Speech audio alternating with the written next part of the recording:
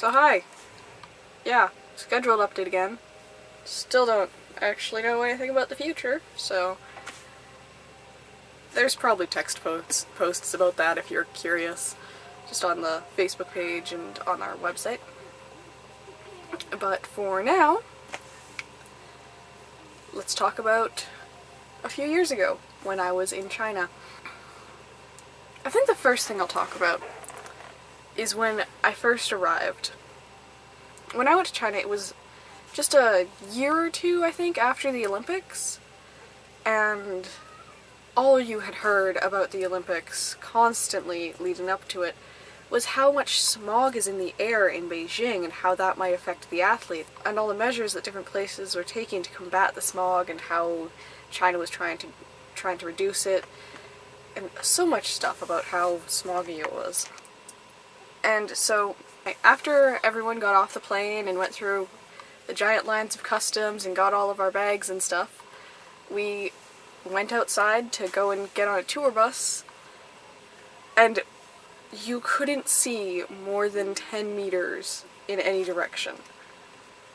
And we were all unsure. So like, we all thought that it could have been the smog, and we weren't sure. Everyone was questioning whether this was just a fog that was not common, or if this was the smog that was here every day. We didn't have any idea.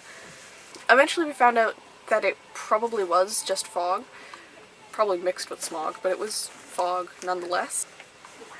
And as the day went on, it lifted and we could see the city that we could see. The first things that we took in were just driving through Beijing to get where we were going and see a few buildings along the way. We didn't stop anywhere until we got where we were going to eat, but we did see a fair amount. And the things that stood out to us the most were pedestrians just standing in the middle of the road. There'd be like 6-lane roads, and there'd just be people scattered along it, in between where the car lanes. And that's because pedestrians don't have the right of way in China, so people will just basically play Frogger with themselves to get through traffic.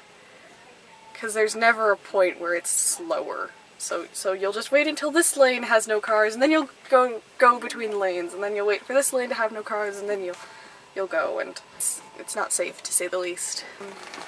Yeah, and on the topic of not safe, I guess you don't need to wear seatbelts in China, like it's not a law like it is in North America, so no one was wearing them. All the cars had them, of course, but no one wore them, except for sometimes the driver, but not very often.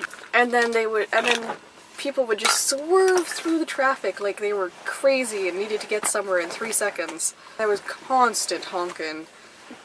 Just everywhere, all the time, people were honking at one another.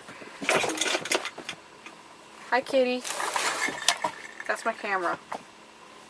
I know, she bites it. Look who just interrupted me! You can cut this part out, make cool. Bye-bye. Does it? Ha-ha! Oh, she has a kitty! I'm just talking out of nowhere.